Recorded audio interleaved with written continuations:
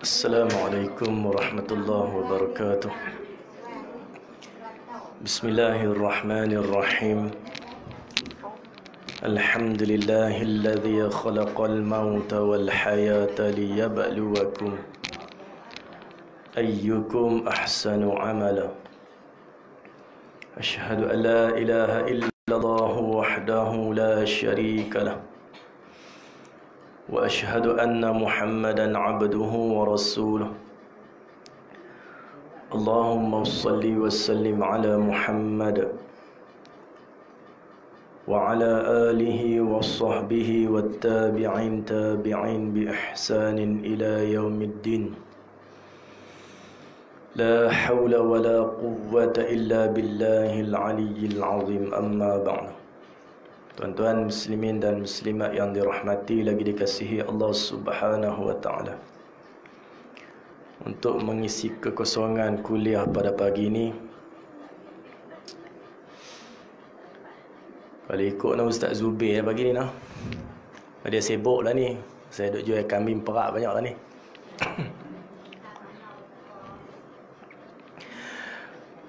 Pagi ni kita ada jenazah lagi. Allahu Akbar. Kedengaran mati. Kita duk tunggu masa yang maklum noh. Mungkin saya dululah. Duk kerja tak selesa, perut nak berak dia. Dah tua dah. Tahun ni 38 dah tahun ni. Uban berpenuh atas kepala dah. Nak mati sangat-sangat dah ni. Malang tak apa, malang muda lagi.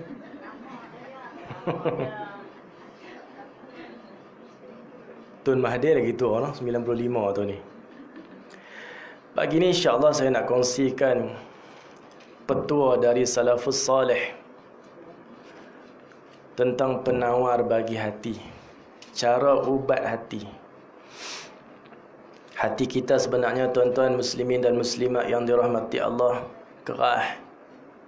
Kata Imam Ghazali rahimahullahu ta'ala, tanda-tanda hati menjadi kerah. Tu Imam Ghazali rahimahullahu ta'ala sebut,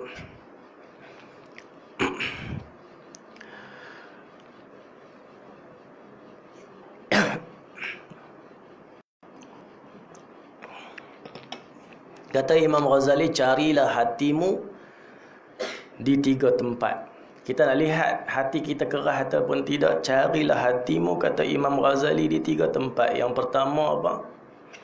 Carilah hatimu ketika menunaikan sembahyang. Ni saya kata kat diri saya dan kita semualah.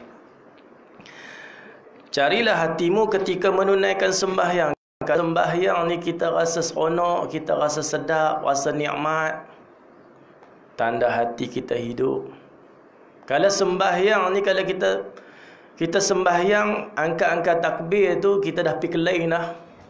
Apa yang kita lupa tadi semua teringat dalam sembahyang. Itu masalah bagi hati lah. Ni saya cakap untuk diri sendirilah. Sebab apa? Angkat-angkat takbir tu teringat tadi, hati lupa tadi, boleh teringat lah sembahyang. Punya teruk lah hati. Isteri saya kata apa? Kotor hati tu, hitam dah. Nak abang kata apa? Orang-orang dulu, orang soleh dulu kalau angkat takbir, Sayyidina Ali karamallahu wajhah, kena anak panah dekat perut betih, terpacau, darah memancut keluar. Sahabat cuba nak tarik anak panah yang kena dekat betih Sayyidina Ali karamallahu wajhah. Dia kata apa? Tolong, sakit sangat. Kalau kalian nak cabut anak panah ni, tunggu ketika aku sembahyang. Dia ambil wuduk, angkat takbir sembahyang, sahabat pakat tarik ramai-ramai. Habis bagi salam, dia tanya, dah cabut? Dah selesai lama dah. Dah tak rasa apa. Subhanallah, sembahyang. Kita malu tu, nyamuk ketik kaki nampak. Allah, inilah nilai sembahyang kita. Kata Imam Ghazali, carilah hatimu ketika menunaikan sembahyang. Sembahyang yang kita buat ni, setiap hari. Kerana apa? Kerana itu adalah perintah Allah dan kita takut azab. Tu je. Allah. Bila kita kena apa? Kata ulama, bila kita buat sesuatu amalan, amal soleh, sembahyang kerana cinta, kita akan sanggup buat kerana cinta. Kata Rabi'atul Adawiyah, kerana cinta dia boleh lakukan sembahyang sunat 1000 rakaat setiap hari. Bila dia buat kerana cinta kepada Allah Subhanahu Wa Taala. Tapi kita buat ni semata-mata apa? Kerana takut azab Allah. Kalau tak buat, ini perintah Allah, nanti Allah azab.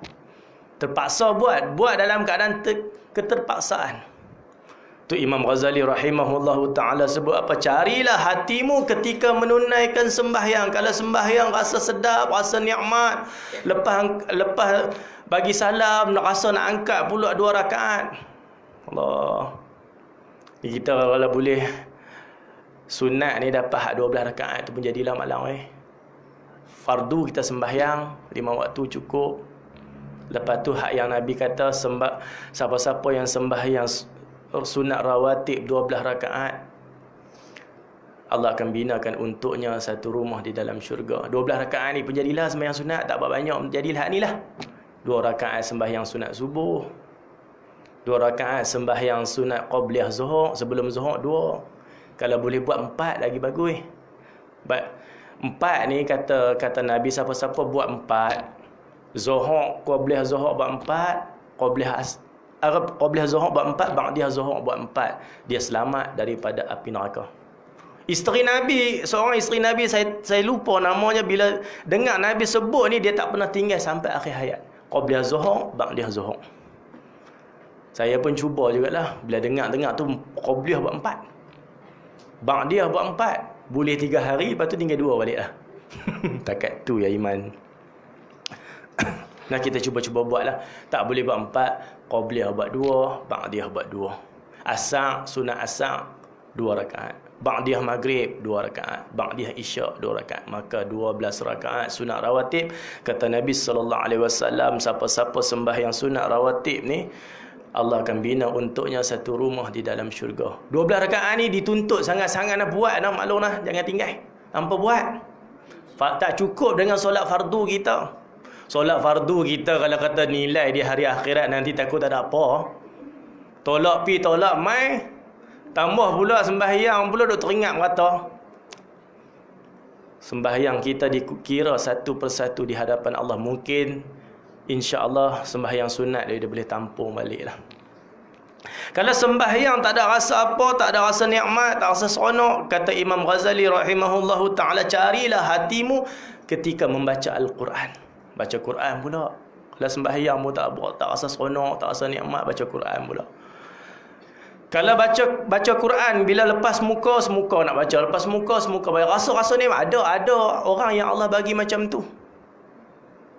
Saya yang rapat dengan saya ni, pok mentor saya kata, ya Allah, baca Quran daripada pagi sampai malam. Dia pun seronok sungguh, dia beli sampai Quran besar. Hak yang tak kat masjid. Pasal mata dia tak pernah nampak baca. Wah ni baca Allah. Sekali lagi dia pergi ke dapur, makanan rohani dah siap dah, makanan jasmani pula. Ada yang minat Quran, dia Quran macam abah saya, dia minat puasa. Hari Jumaat, Sabtu dengan Selasa yang tak puasa, Halim puasa. Saya memang tak puasa lah, pasal tak dan.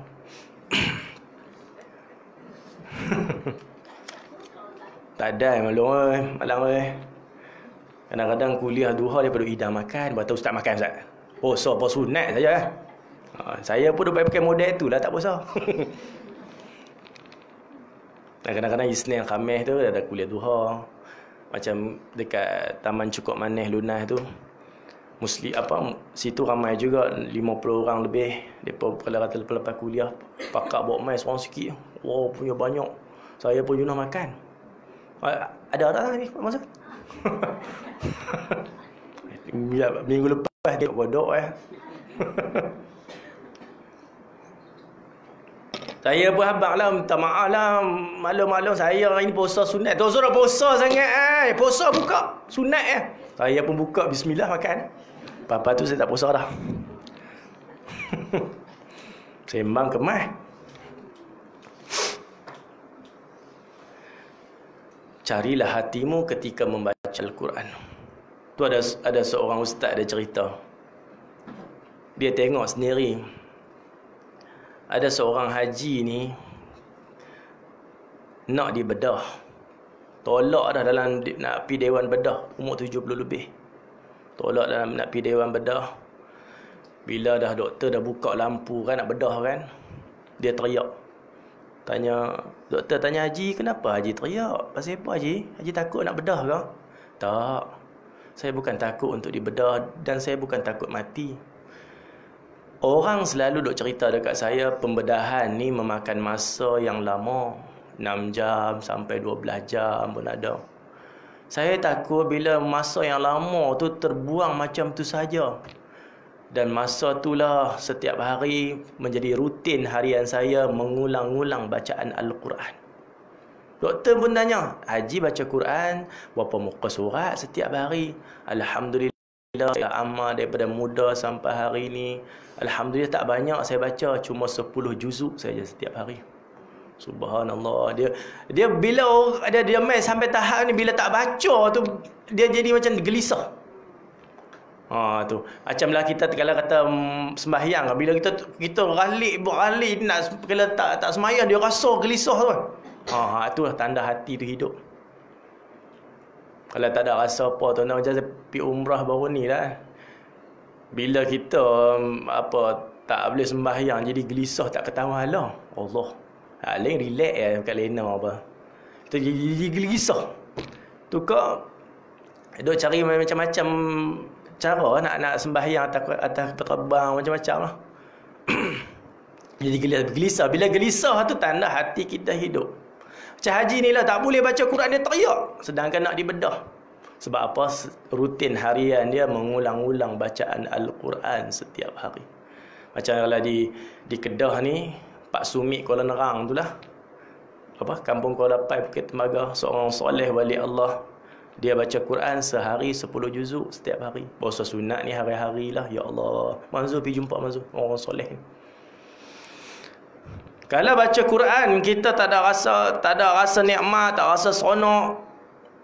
Kata Imam Ghazali, carilah hatimu yang ketiga. Ketika duduk seorang-seorang bertafakur ingat kematian. Allah no. Quran ni tak boleh banyak pun sebelum tidur boleh surah Tabarakalladzi biyadihil mulk pun jadilah maknanya. Sebelum tidur buka Quran surah Al-Mulk 30 ayat, baca yang tu. Sebab apa? Ia penyelamat daripada siksa kubur. Ustaz Ahmad Dusuki sebut apa?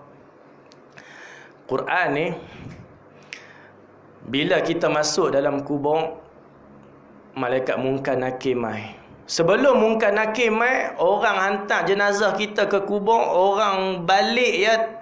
Kata Nabi, preh kasut orang balik hantar jenazah kita.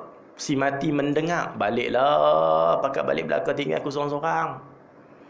Ketika itulah mai amal-amal soleh yang kita buat ketika hidup di dunia. Sembahyang mai nak tolong kita. Puasa mai nak tolong kita. Haji dengan umrah mai nak tolong kita.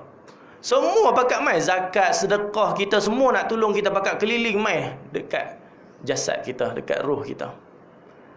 Bila Munkar Nakir sampai saja, yang Nabi kata apa? Mata biru laksana api yang menyambar. Bila dia mai tu, dia bercakap tu keluar mulut, keluar api kat mulut. Bila dia mai, dia halau habis semua amalan ni. Dia halau sembahyang, dia halau haji umrah, dia halau habis. Semua amal soleh yang mai dekat dengan kita semua lari habis. Cuma satu je yang tak lari, iaitu Quran surah Tabarakalladzi biyadihil mulk. Bila dengar ni maklum, cintailah amalan ni kerana dia akan bersama kita ketika kita susah di dalam kubur. Dia siapa? Surah Al-Mulk 30 ayat dalam Quran. Saja 5 minit, 6 minit baca. Hak lain yang kita harapkan semua lari. Tambah anak kita hantar dia lari ya. Habis tu dia hantar jenazah kita, dia balik ya. Nak tunggu lama mana dekat kubur. Itulah. Carilah hatimu ketika duduk seorang-seorang bertafakur ingat kematian. Kalau ingat kematian pun tak ada rasa apa. Kalau ingat kematian pun tidak, tambah kita dengar kematian ni, kematian.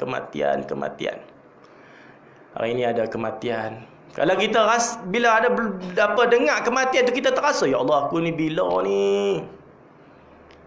Kita bila duk tunggu saat dah, duk tunggu kematian. Kalau rasa tu, rasa gerun, rasa tanda hati kita hidup. Sebenarnya ingat mati pun tidak, saya yang bercakap pun sama lah. Allah masih lagi dalam keadaan ketawa. Kalau ingat mati pun tidak, kata Imam Ghazali rahimahullahu ta'ala, berdoalah kepada Allah, semoga Allah kurniakan hati yang baru kerana hatimu telah pun mati. 3 perkara ni kalau kita tak boleh nak dapat nikmat, maka hati kita dah nazak, hati kita adalah mati. Doalah kepada Allah. Ni kata ulama, kata para salafus soleh, cara ubat hati kita, cara nak lembutkan hati kita, di sini disebut 8 perkara. Yang pertama, cara nak ubatkan hati, membaca Al-Quran sambil menangis. Baca Quran malam, kita baca sambil kita lihat makna, buka Quran tafsir, tengok Al-Quran, tengok kita baca satu ayat duk sorang-sorang kan, tengok makna maksud. Yang seronok ni baca surah apa tah? Surah Al-Waqiah.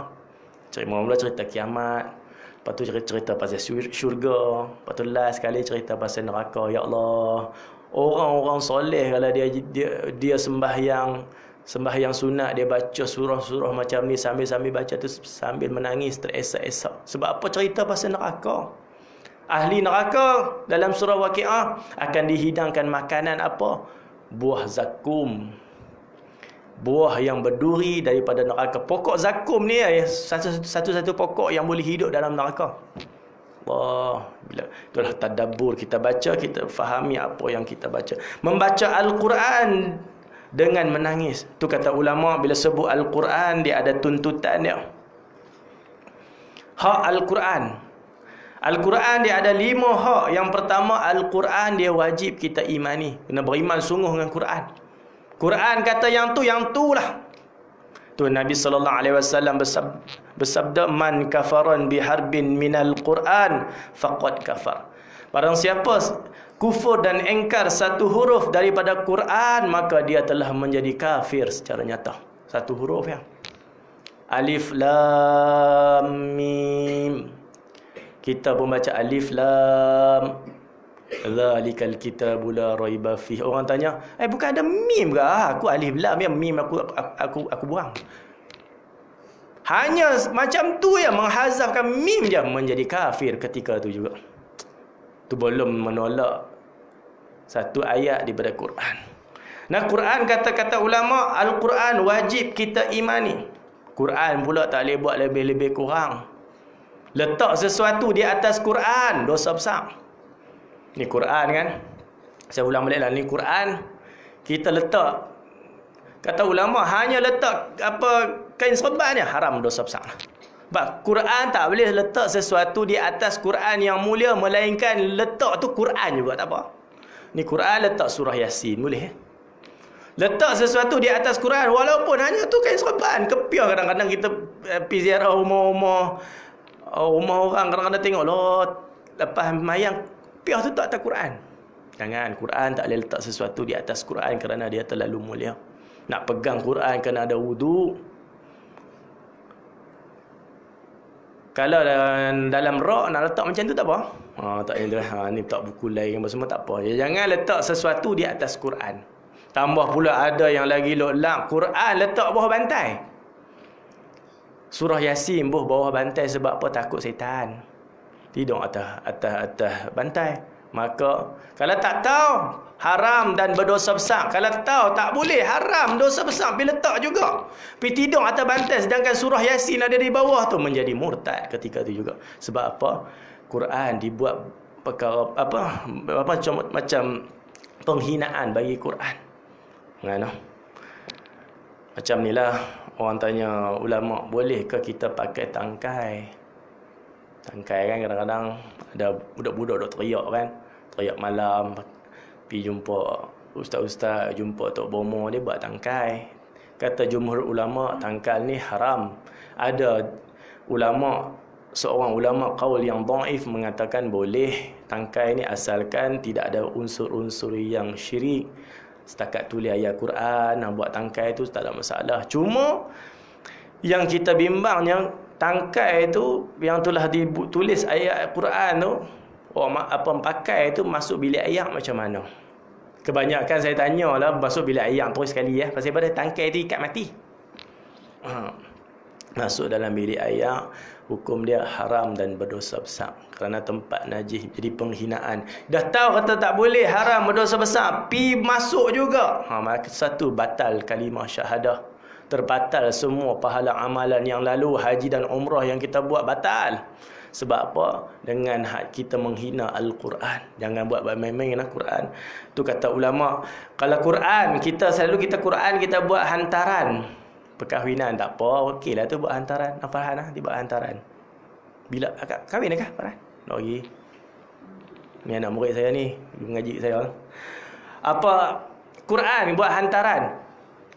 Kita buat atas dulang elok, hias elok, tapi Quran nak pegang dia kena ada wuduk. Walaupun menanggung Quran, kita pegang dulang tu ya kena ada wuduk juga. Mulianya Quran. Allahu Akbar. Kecuali Quran ada terjemahan, dibolehkan kata ulama memegang tanpa wuduk, tapi asalkan jangan sentuh ayat tu. Sentuh ayat kena juga ada wuduk. Ni surah Yasin kan kita nak baca, pasal ada terjemahan, ada tafsiran, dan bolehlah kita pegang tak ada wuduk. Tapi tangan kita jangan sentuh ayat. Sentuh ayat bukan macam tu tak apa. Sentuh ayat kena ada wuduk. Hak Al-Quran. Yang kedua, hak Al-Quran kata ulama, membaca Al-Quran ini adalah haknya. Baca Quran. Tu kata Ustaz Ahmad Dusuki, baca Quran ni paling kurang baca Quran ni seperti mana makanan. Kalau kita makan sehari 3 kali, baca Quran pun sehari 3 kali jugalah. Yang ketiga, fahami apa yang kita baca tu. Saya sarankan kita bacakan sambil duduk seorang-seorang baca. Tengoklah maksud ayat Al-Quran tu. Kita duduk baca selama ni kita tak faham maksud Allah, firman Allah cukup banyak yang boleh kita renung-renungkan. Yang keempat, hak Al-Quran, beramal dengan Quran. Amal sungguh dengan Quran. Jadi kerana Quran ni dia akan datang pada hari kiamat, syafaat kepada pembacanya. Yang paling senang nak dapat pahala ni baca Quran. Satu huruf 10 dah.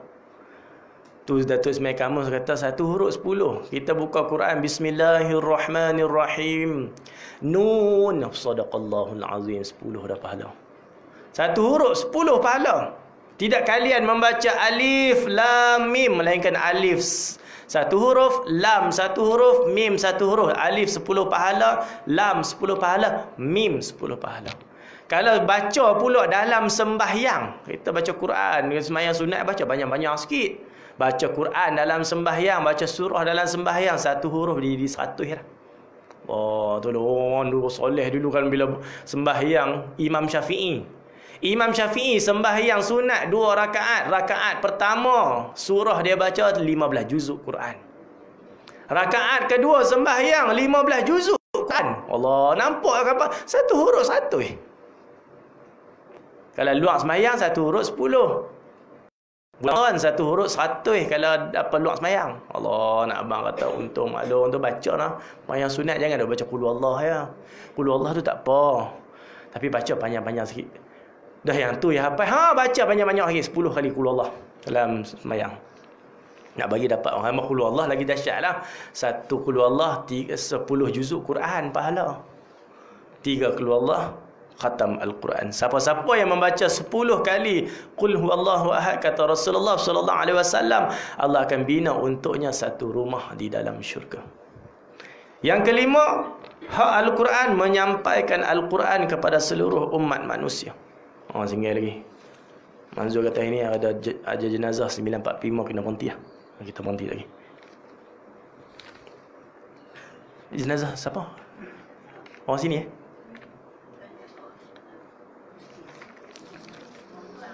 Oh no. Manzur ni pakai songkok hitam pula. Terkejut saya. Dah beralih dah bang. Lain macam orang ni.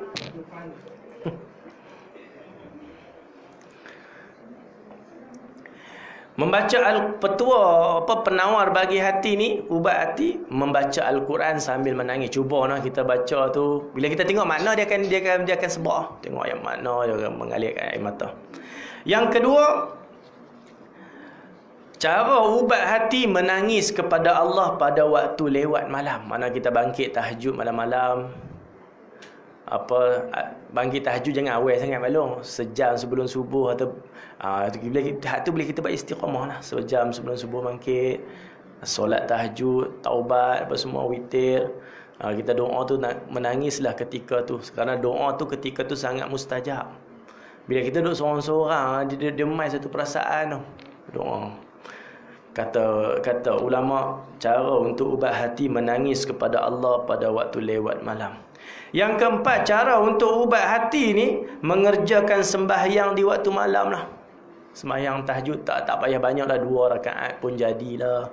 2 rakaat taubat, 2 rakaat tahajud, 2 rakaat hajat, 2 rakaat taubat, 2 rakaat hajat, 2 rakaat tahajud. Lepas tu witir lah, cukup lah malam ni pun soleh tak kira dah ni. Mau soleh mau ni, tengok muka bercahaya. Mau malam tu bercahaya muka dia. Nampak nak cahaya orang yang soleh ni. Tengok senyum pun cahaya lah.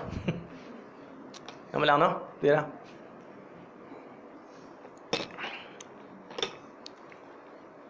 Cakap depan orang soleh ni. Yang kelima, cara ubat hati duduk dengan orang-orang soleh. Ni mari kita duduk berkumpul ni. Allah, duduk sebelah orang soleh ni. Saya pun tumpang orang-orang soleh lah depan saya ni. Kita tak soleh, tumpang orang-orang soleh. Kata ulama, cara ubat hati bila duduk dengan orang-orang soleh ni, kita tumpang kesolehannya. Tu kata, kalau bolehlah kita jumpa orang soleh ni, minta mereka nasihat. Saya jumpa Pak Sumit, Bukit Tembaga tu lah, Kuala Nerang, umur 90 lebih, Quran sehari 10 juzuk. Pergi minta nasihat dia, Manzur kalau tak pipi. Dia memang dia tulis dekat papan depan rumah dia buat papan signboard dia tu. Tobik kesihatan tanpa bayaran. Bukan orang pergi berubat, pergi jumpa dia minta nasihat lah. Tapi ada orang yang bawa limau lah, bawa apa nak pergi berubat kat dia. Saya pun masuk-masuk, kita pun nak jumpa orang soleh, kita bawa ayak lah, suruh dia buat ayak petawak kan. Suruh buat ayak penawak sikit. Dia kata ayak mana boleh buat. Ayak Tuhan buat elok dah, dia kata. Ayak dengan darah Tuhan dah buat elok, dia tak boleh buat. Kita cuma buka minum kan. Saya nak habis dah malu kan. Ayak dengan darah tak boleh buat, Tuhan dah buat elok dah.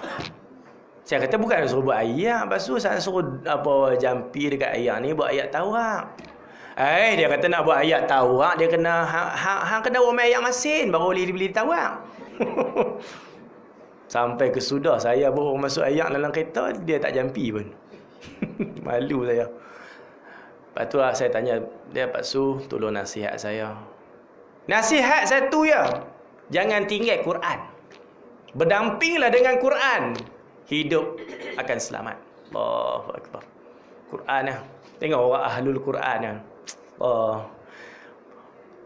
Untung ibu bapa yang anaknya ahli Quran akan dipakaikan mahkota yang bergemerlapan di hari akhirat. Dalam syurga nanti ada anak yang ahlul Quran. Allah. Macam ni lah Ustaz Hasan Razak cerita, saya ingat lagi. Kan masa diubah kubur disik dulu kan. Disik dulu kubur nak buat empangan tu kan. Kubur lama ubah. Bila ubah ada 4 kubur yang istimewa. Seorang tu 29 tahun dah meninggal dunia, perempuan. Bila korek balik, kain putih duduk elok lagi, 29 tahun dah mati. Disik tu, ingat hak lain yang seminggu mati, pergi korek balik, pecah dah papan. Habis dah. Ni 29 tahun. Tak buka lah jasad, tapi kain elok lagi. Kotor tu kesan tanah merah ya. Ubah balik. Wangi. Tanya apa amalan, tanya anak-anak dia apa amalan mak ni. Mak kami ni bukan anak amalan apa, cuma dia guru Quran. Allah jaga sungguhlah orang yang dekat dengan Al-Quran.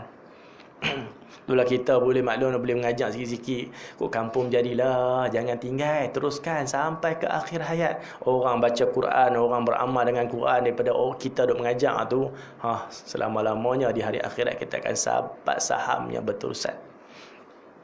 Sebab apa? Setiap kali ibadat yang dia buat, sebab baca Quran, surah Fatihah, tahiyat, apa yang bersangkut dengan kita ajar tu, semua akan dapat.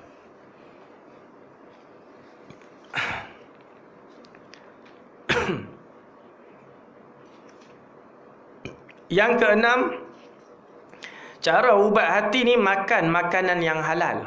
Ni penting ni. Makanan yang halal ni dia sangkut dengan jadi darah daging kita. Tu Tuan Guru Ustaz Siddiq Nur duk pesan, kalau nak makan ni pilih sungguh-sungguh lah, berhati-hati. Nak beli roti canai ke apa, tengok habis-habis diteluk dia basuh ke tak. Saya perhati sungguh. Ada kat Sungai Ulang, orang Batu Putih ni lah, niaga situ kan, kat Masjid Sungai Ulang. Saya duk beli roti canai pagi-pagi kat dia lah, nama Pak lah. Dia bagus dia. Lepas tu satu kali tu saya tengok telur dalam bekas dia tu ada kesan bulu ayam dan lagi ada kesan najis. Tanya, hang tak basuh telur? Basuh dia tu Ustaz. Dia tanya pembantu dia. Bantu dia rupanya basuh lebih-lebih kurang. Tak boleh. Basuh lebih-lebih kurang. Kita kena tengok sebab apa? Kita pegang telur. Basuh telur dia tak boleh basuh. Buh dalam besen pakai kocok-kocok. Banyak basuh gitu. Najis duduk di dalam tu. Basuh dia kena apa? Dengan penapis tu dia turun. Dia bilas. Dia tak ada kesan ni. Allah, dia kata minta maaf lah. Ni kita nak hidangkan makanan kepada orang menjadi darah daging orang makan ni, kita akan tanggung di hari akhirat nanti. Sebab apa? Tangan kita pegang tepung, kita pegang kulit telur pula kena, lagi kita pegang tepung orang lain pula. Benda yang bernajis. Berhati-hatilah dalam kita buat satu perkara. Yang keduanya kata Tuan Guru Ustaz Siddiq Nur, yang paling ketara lagi apa? Telur masin lah. Allah, telur masin. Telur masin kata Tuan Guru Ustaz Siddiq Nur, nak beli hak orang Islam buat. Kalau hak orang Islam buat tu yang dia bubuh dalam rendang dalam balang ayat garam tu, orang Islam kita buat lah. Orang Islam kita buat, dia basuh. Kalau hayang bubuh, hayang ada hitam lah, orang panggil apa? Sekam padi tu kan. Hak tu orang bukan Islam buat. Sebab apa dia buat macam tu? Banyakkan orang bukan Islam buat ni, dia tak mau basuh telur, takut rosak. Memanglah kalau kita telur pun kita beli, nak makan baru kita basuh. Jangan terus-terus basuh simpan macam-macam lagi cepat rosak. Orang bukan Islam dia buat telur masin, telur tak basuh, dia bubuh selut, dia bubuh garam, dia bubuh hitam kat luar tu. Garam tu dia serah masuk dalam kulit telur, sekali dengan telur, sekali dengan najis masuk sekali, maka kita makan makanan yang bernajis. Itulah ibadat kita. Kita nak doa susah nak dimakbulkan oleh Allah Subhanahu Wa Taala. Kita sembahyang payah walau mengaji payah lekat ni, payah masuk ni. Lepas tu pula sembahyang pula dia rasa angkat takbir tu niat payah nak masuk sungguh. Ni penyebab yang ni ya. Kena jaga makanan kita ni. Jangan ada sedikit pun makanan yang syubhah, makanan yang haram. Masuk dah habis dah. Tu hati-hati lah dengan makanan. Yang ketiganya, ni Tuan Guru Ustaz Siddiq Nur sebutlah, yang penggemar-penggemar ikan masin. Ikan masin. Saya cukup suka lah ikan masin. Allah, kalau mau masam tu suka sungguh. Tapi yang paling sedap apa? Hak Cina buat. Tak boleh kata apa, sedap sungguh lah. Tak sama orang Melayu buat dengan Cina buat. Cina sedap lagi. Ikan masin dalam kitab-kitab ulama mengatakan ikan masin yang kalau nak makan, kalau tak buang perut, boleh. Syaratnya 3 jari ke bawah. Jari macam ni. Saya dengar Piu Syahul sebut. Ada yang mengatakan kalau nak makan tu agama-agama boleh telan sekok-sekok tu. Mana ikan bilis tak ada masalah lah, tak buang perut. Tapi kalau 3 jari ke atas, ikan gelama masam dia ada 3 besar kan, jangan beli. Kalau macam ikan tamban kecil dia tak apalah. Tapi yang paling terbaik ni hak yang dah buang lah perut. Kita nak buat ibadat ni. Ulama cuma bahas 3 jari ke bawah boleh. 3 jari ke atas jangan. Macam apa, selalunya tak besar ni perempuan macam ikan talang apa semua. Cuma yang ni lah, yang kecil-kecil ni, ikan bilis tak ada masalah. Hati-hati lah. Dia sangkut dengan amal soleh yang kita buat, kita mengaji payah nak boleh, apa ibadat payah dia jadi apa, bila kita makan benda yang haram, benda najis ni, bila kita nak sembahyang dia ralik. Tak apalah, setan kata bau-bau masuk Zuhur pukul 4 benda lagi. Dia mai macam tu. Tu tanda makanan yang sangat penting. Imam Ahmad bin Hanbal rahimahullahu taala, dia sebut apa? Sikit Bang Zura, habis. Imam Ahmad bin Hanbal ni, satu ketika dia lalu dekat sungai, dia lalu nak balik ke rumah, dia lalu ada sebatang sungai. Lalu ke sebatang sungai. Di tepi sungai itu ada sekumpulan pemuda yang tengah panggang kambing yang dicuri. Panggang kambing curi. Imam Ahmad bin Hanbal pun pergi nasihat. Orang lain ni payah nak dengar nasihat. Orang dulu pun sama lah. Nasihat tak mau nak terima. Dia menggigil tubuh badan bila lihat benda yang haram. Dia jalan cepat-cepat pergi cari tukang tangkap ikan, tukang jual ikan. Dia tanya dekat tukang tangkap ikan, tukang jual ikan, ikan dalam sungai ni boleh hidup berapa tahun? Tuan guru boleh hidup sekitar 7 ke 8 tahun. Selama 7-8 tahun dia tak makan ikan. Takut ikan tu yang dia beli, dia makan tu, salah seekornya pernah makan cebisan daging daripada tulang kambing yang dicuri tu. Allah, takutlah benda yang haram. Allahu Akbar. Tu dulu kalau orang dulu kalau curi pun, dia nak makan dia sembelih ke? Curi ayam kan nak makan dia sembelih, tapi orang lah ni punya zalim lah, tak sembelih lah.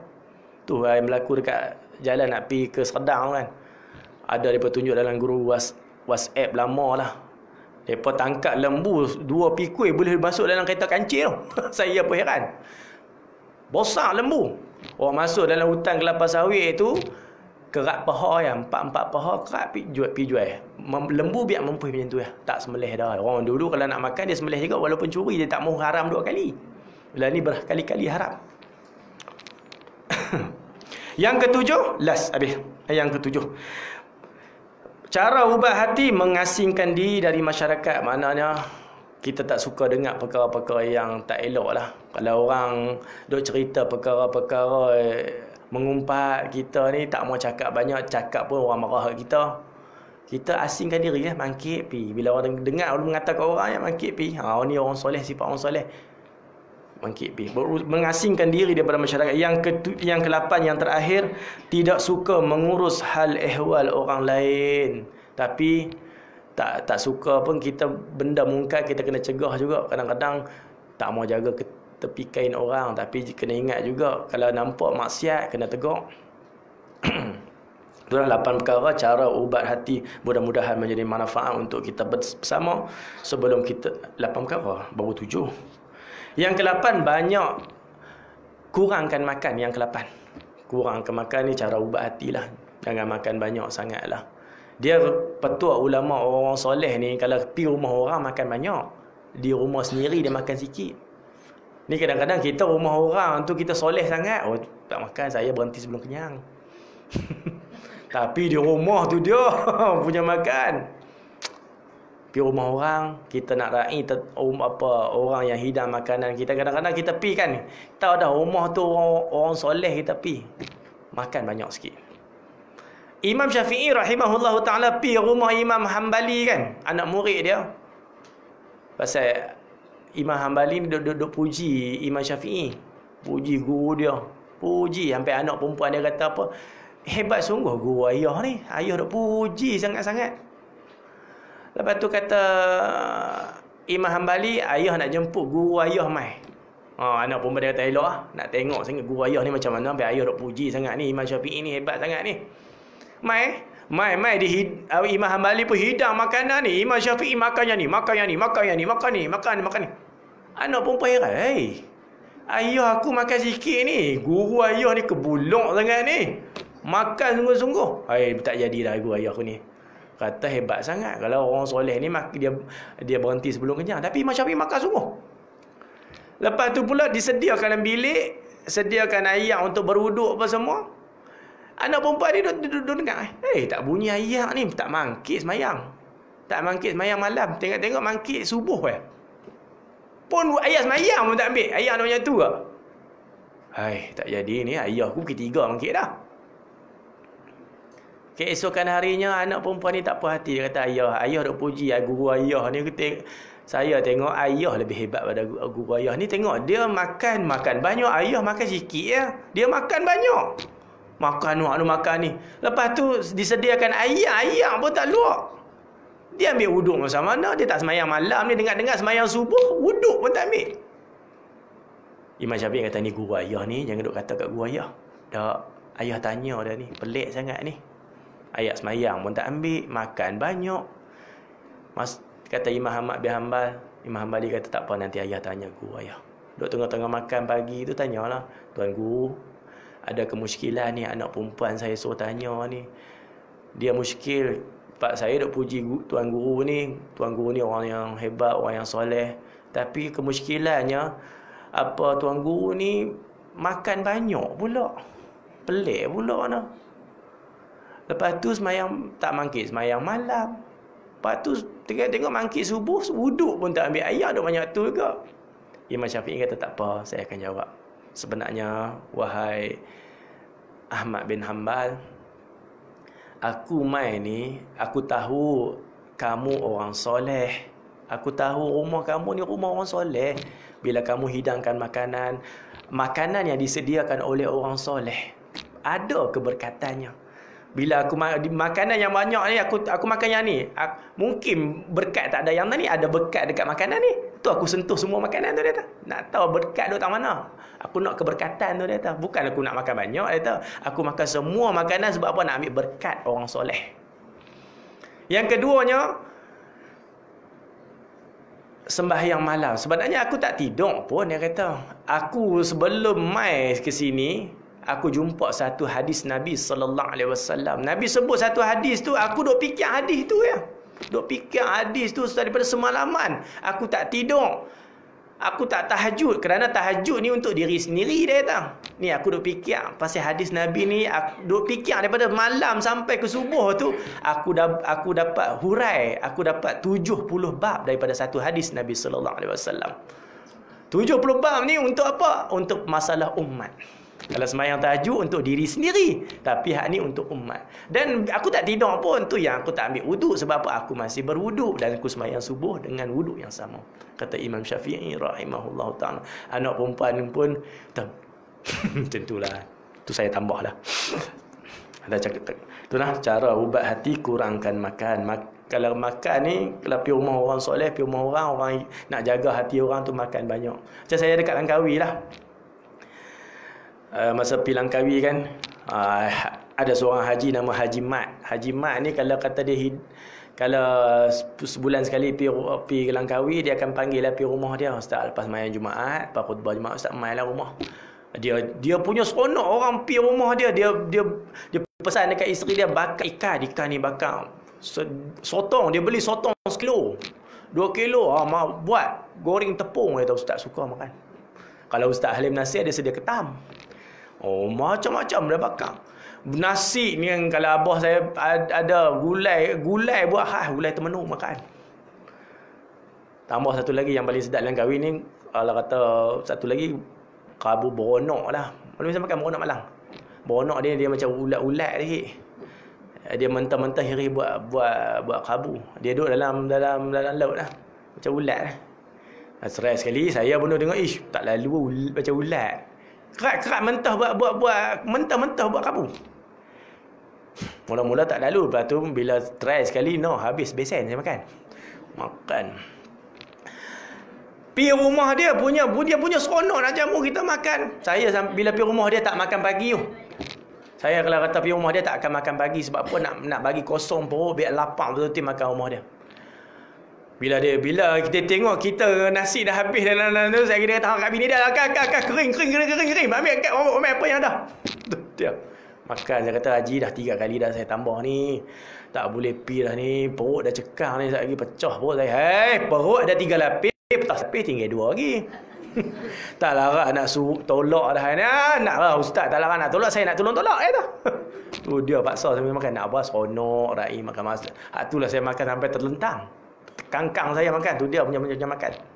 Nak abang apa tak apa, umpi rumah orang soleh ni makanlah banyak sikit, nak rai. Rumah sendiri makan berhenti sebelum kenyang lah.